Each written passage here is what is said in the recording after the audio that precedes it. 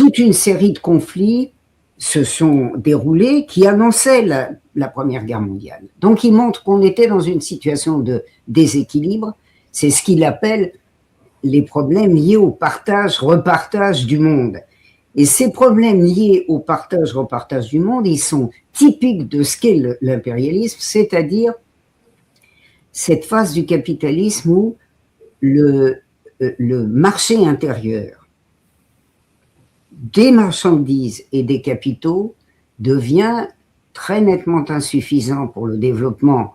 des forces productives capitalistes, de telle sorte que les capitalistes, les grands capitalistes de chaque pays sont obligés,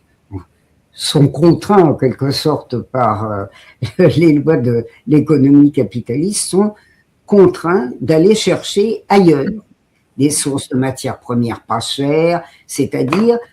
développer tous les moyens possibles d'augmenter le profit et je dirais de diminuer les salaires, parce qu'il est certain que quand vous allez chercher à l'extérieur